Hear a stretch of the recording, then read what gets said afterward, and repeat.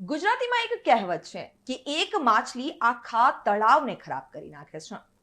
અત્યારે સ્વામિનારાયણ સંપ્રદાયમાં કંઈક આવું જ થઈ રહ્યું છે. સ્વામિનારાયણ સંપ્રદાય કેટલાક દિવસોથી ચર્ચાનો વિષય બન્યો છે. એક પછી એક આ પાખંડી સાધુઓની કરતૂતો સામે આવી રહી છે. કોઈ લંપટ સાધુઓ લીલા કરતું પકડાય છે તો કોઈ બીજા સંપ્રદાય પર ટિપ્પણી કરતું. એવો જ એક કિસ્સો સુરતથી સામે આવ્યો છે, જેમાં એક સાધુ દ્વારા જલારામ બાપા પર ટિપ્પણી કરવામાં આવી છે. નમસ્કાર, આપ જોઈ રહ્યા છો ચક્રવાત ન્યૂઝ અને હું છું આપની સાથે મિત્તલ. સ્વામી વીરપુર પધારેલા. વીરપુર કોનું? જલારામનું વીરપુર.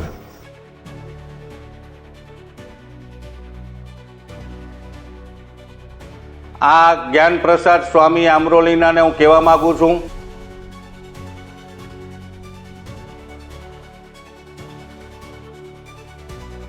વટાલ સ્વામિનારાયણ સંપ્રદાયના સ્વામીએ ફરી એક વખત બફાટ કરતા વિવાદ ઊભો થયો છે. સ્વામી જ્ઞાન પ્રકાશ દ્વારા સુરતના અમરોલી ખાતે એક સત્સંગ દરમિયાન જલારામ બાપા વિશે વિવાદાસ્પદ ટિપ્પણી કરી હતી, જેનો વિડીયો અત્યારે વાયરલ થઈ રહ્યો છે અને વિવાદ થઈ રહ્યો છે. જ્ઞાન પ્રકાશ સ્વામી દ્વારા જલારામ બાપાનો ઇતિહાસ ગુણાતીત સ્વામી સાથે જોડાયેલો છે તેવું કહેવામાં આવ્યું હતું. ત્યારે જ્ઞાન પ્રકાશ સ્વામી વાયરલ થયેલા વિડીયોમાં શું કહી રહ્યા છે, પહેલા તે સાંભળીએ. સ્વામી વીરપુર પધારેલા. વીરપુર કોનું? જલારામનું વીરપુર. જલારામ બાપાનો ઇતિહાસ સ્વામિનારાયણ ભગવાનના સંત ગુણાતીતાનંદ સ્વામીને જોડાયેલો છે. જલારામ બાપા જુનાગઢમાં સ્વામિનારાયણ મંદિરમાં ઘણું રહ્યા અને ઘણી સેવા કરી. સ્વામીએ બહુ હેત. સ્વામી ગુણાતીતાનંદજી વીરપુર પધાર્યા. જલારામ ભગતે સમાચાર સાંભળ્યા કે સ્વામી આવ્યા છે, એટલે ખાસ સ્વામીને લેવાને માટે બોલાવવા માટે આવ્યા અને સ્વામી ત્યાં પધાર્યા. એની જગ્યામાં બેસાડ્યા. સ્વામી બહુ રાજી થયા. જલા ભગતે સ્વામીની પાસે આશીર્વાદ માંગ્યા કે સ્વામી, મારો એકમાત્ર લક્ષ્ય કે ઈચ્છા છે કે અહીંયા કાયમને માટે સદાવ્રત ચાલે અને જે કોઈ આવે એ બધાને અહીંયા પ્રસાદ મળે, ભોજન મળે, એવી મારી ઈચ્છા અને એવો મારો સંકલ્પ છે. ગુણાતીતાનંદ સ્વામી કે બહુ સારું, તો પહેલાં અમને તો જમાડો. સ્વામી કહે અમને તો જમાડો. જલા ભગત બહુ રાજી થઈ ગયા અને બાપાએ સ્વામીને બાટી અને દાળ જમાડ્યા. આપણે કે દાળ બાટી. આપણી દાળ બાટીમાં ને એ દાળ બાટીમાં ફરક. હવે આપણી દાળ બાટી ફેન્સી થઈ ગઈ. એમાં જાત જાતની ડાળું પડે, એનો સરસ વઘાર પડે, બાટી પણ સરસ બિસ્કિટ જેવી બનાવવા માંડ્યા. એ વખતે દાળ બાટી બહુ સામાન્ય ખાણું કહેવાતું. દાળ બાટી સ્વામીને જમાડ્યા.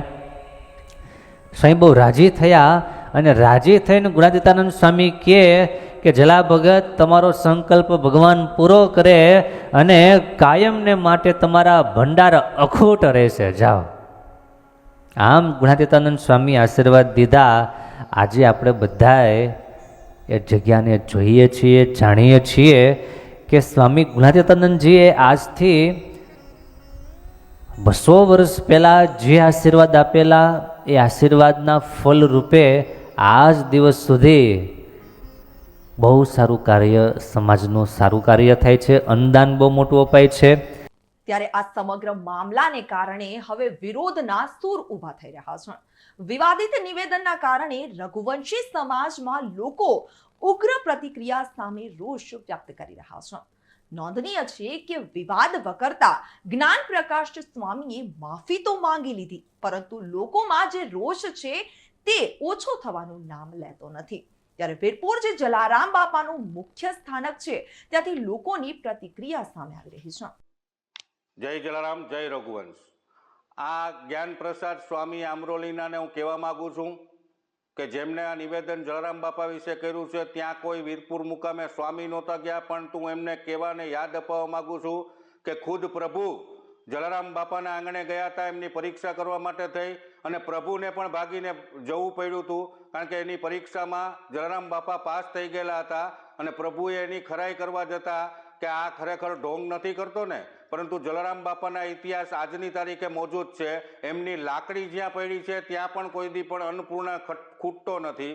જલારામ બાપાના વીરપુરમાં તેમની ગેરહાજરી છે બાપાની, છતાં પણ અવિરત પ્રસાદ અન્નપૂર્ણા સદાવ્રત ચાલુ જ છે. અને કોઈ પણ ધર્મના લોકો, કોઈ પણ જ્ઞાતિના લોકો આ સદાવ્રત લે છે.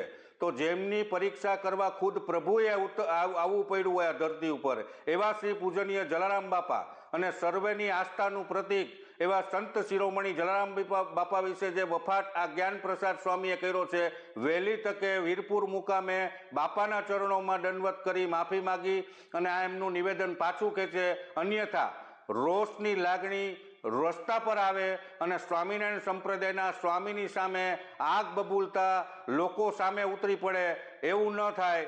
એટલા માટે વિનંતી સાથે આ સ્વામીને કહી રહ્યો છું કે આક્રોશભર્યા પગલાં રઘુવંશી સમાજ અને હિન્દુ સમાજ ન લે, એના માટે આહવાન કરી રહ્યો છું.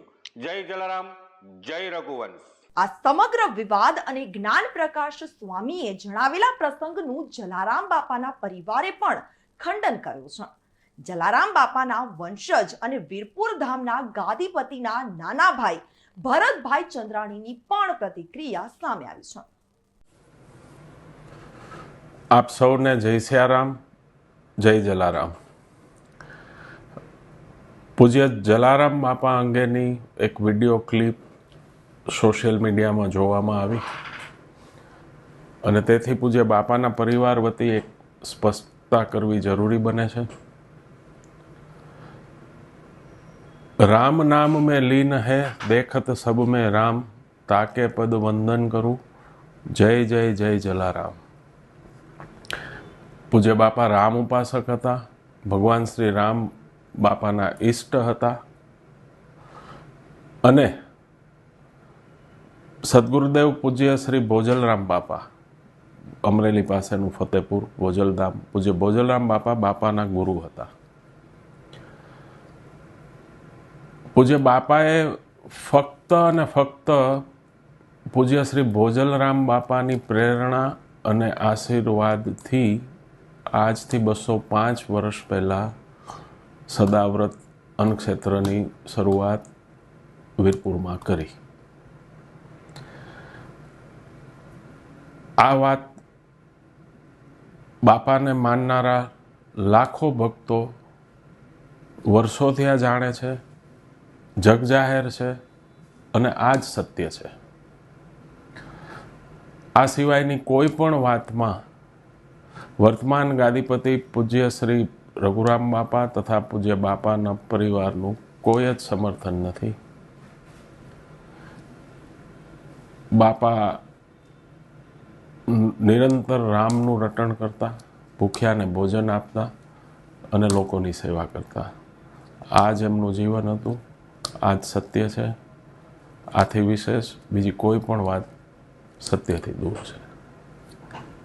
જય સિયારામ, જય જલારામ. આ સમગ્ર ઘટના બાદ જ્ઞાન પ્રકાશ સ્વામીનો માફી માંગતો એક વિડીયો સામે આવ્યો છે, જેમાં તેઓ કહી રહ્યા છે કે આ પ્રસંગ તેઓએ એક બુકમાં વાંચ્યો હતો અને તેના વિશે વાત સભામાં કરી હતી. જલારામ બાપાને સત વંદન છે. જલારામ બાપા વિશે એક પ્રસંગ મારે વાંચવામાં આવેલો, જે લોકસત્તા જનસત્તા નામના એક મેગેઝિનમાં સામાયિકમાં વાંચેલો. એ જ પ્રસંગ મેં બીજી એક બુકમાં પણ વાંચેલો, જેમાં જલારામ બાપાનો અદ્ભુત મહિમા પણ કહેલો અને એક ઐતિહાસિક વાત પણ મેં વાંચેલી. પરંતુ એ પ્રસંગને લઈ અને કોઈના દિલ દુભાણા હોય તો એના માટે હું ખાસ માફી માગી છે કે વાંચવામાં મારે આવેલો આ પ્રસંગ, પરંતુ એને કારણે કોઈને ખરાબ લાગ્યું હોય કે કોઈને ખોટું લાગ્યું હોય તે બદલ દિલથી માફી માગું છું અને ભવિષ્યમાં આ રીતના ક્યારેય વાત નહીં કરીશ.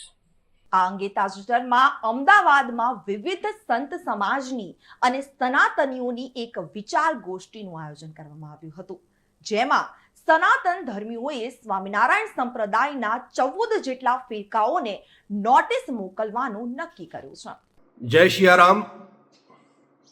મીડિયા અને સોશિયલ મીડિયામાં એક વિડીયો ચાલી રહ્યો છે. આ વિડીયાની અંદર એક સ્વામી જલારામ બાપાનો અપમાન થાય એવું નિવેદન કરી રહ્યા છે.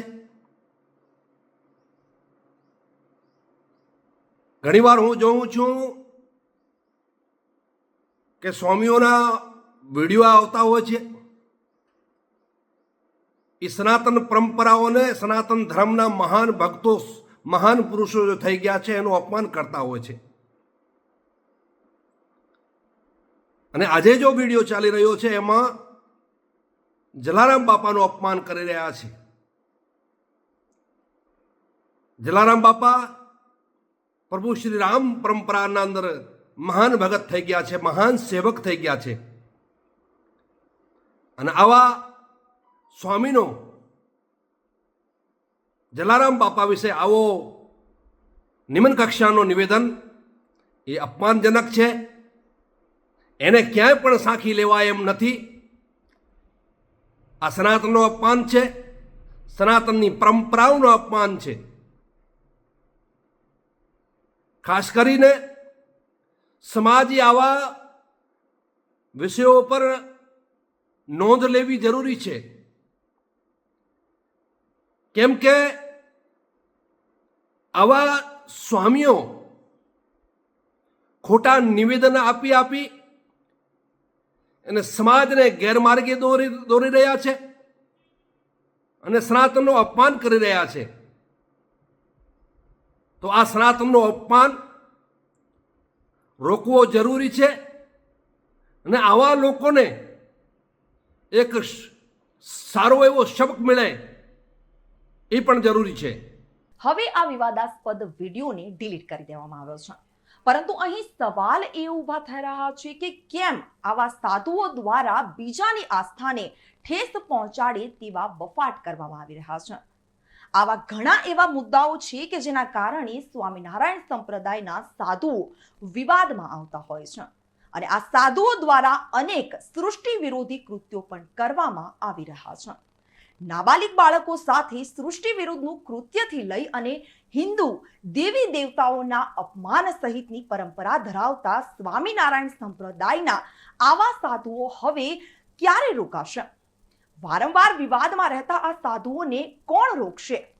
જ્ઞાનની વાતોની આડમાં બેફામ વાણી વિલાસ કરતા આ લંપટિયાઓ દ્વારા માત્ર માફી માંગવાથી સંતોષ ક્યાં સુધી માની લઈશું? શરમની વાત તો એ છે કે કથામાં સામે બેઠેલા લોકો પણ મૌન થઈ અને આવા કહેવાતા સાધુઓની બફાટો સાંભળતા હોય છે અને તાળીઓ પાડતા હોય છે.